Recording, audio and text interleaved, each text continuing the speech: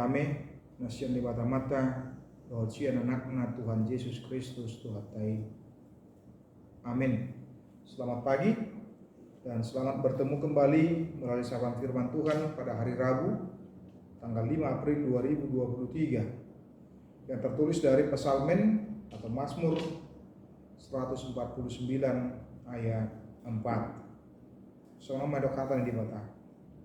Ailomodo rohani Jehovah mida bangsona. Dipaheido akan dangol marhite-hite katuaon. Sebab Tuhan berkenan kepada umatnya yang memahkotai orang-orang yang rendah hati dengan keselamatan. Demikian bunyi firman Tuhan buat kita. Saudara-saudari, Bapak Ibu jemaat yang terkasih, manusia sering sekali tergoda untuk dipuji, dihargai, disanjung, apalagi oleh karena prestasi, oleh karena pekerjaan yang telah dilakukan dan dikerjakannya. Oleh karena itu, kadangkala akibat pujian, akibat penghargaan yang terlalu berlebihan karena dianggap sebagai sosok yang paling utama, yang paling penting, sehingga bisa menyebabkan menjadi jatuh ke dalam kesombongan. Dia menganggap dirinya sebagai yang paling utama, yang paling penting, dan tidak ada yang lain. Dengan adanya kesombongan tersebut, dia menganggap dirinya adalah yang paling pokok dibandingkan dengan yang lainnya. Sehingga ketika ada orang lain yang lebih dari dirinya, itu dianggap menjadi rival, menjadi saingan yang harus disingkirkan, yang harus ditaklukkan, yang harus diabaikan. Tetapi sebaliknya, sikap yang rendah hati berarti sikap yang memposisikan dirinya tidak merasa lebih tinggi, lebih jago, lebih hebat, lebih utama daripada yang lainnya. Meskipun dia memiliki prestasi yang lebih dari yang lainnya, tetapi orang-orang yang rendah hati tidak akan menjadikan itu menjadi sumber kesombongan untuk menganggap nilainya lebih dari yang lain, tapi boleh tetap konsisten dan setia untuk boleh rendah hati.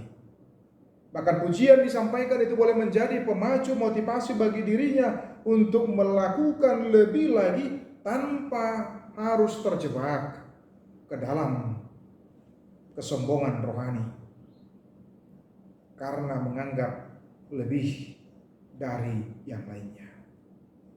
Dalam nats ini pemazmur menyebutkan sebab Tuhan berkenan kepada umatnya.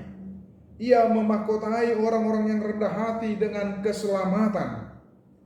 Pemazmur mengingatkan bagaimana bagian upah yang akan diperoleh, yang akan diberikan oleh Tuhan kepada orang-orang yang rendah hati, orang-orang yang low profile dalam kehidupannya, yang tidak terjebak kepada kesombongan dengan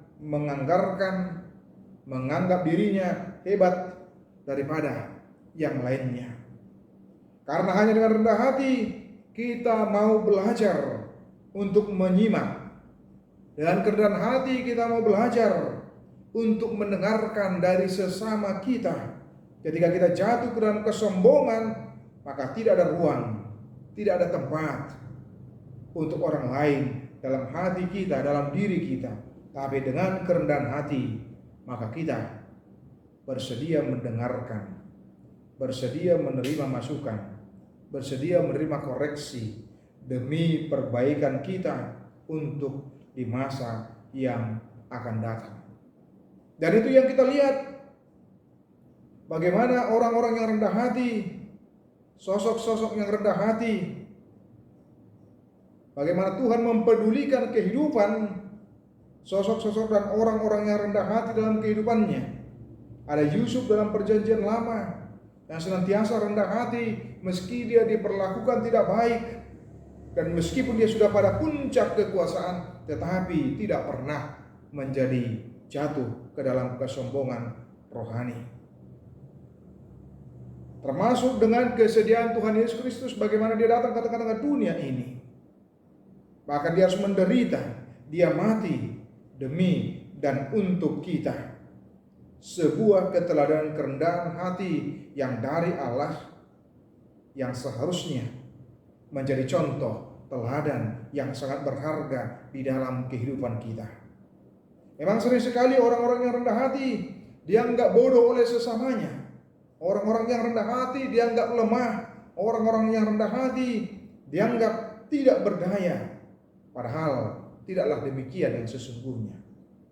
Bagaimana Tuhan sangat peduli sekali.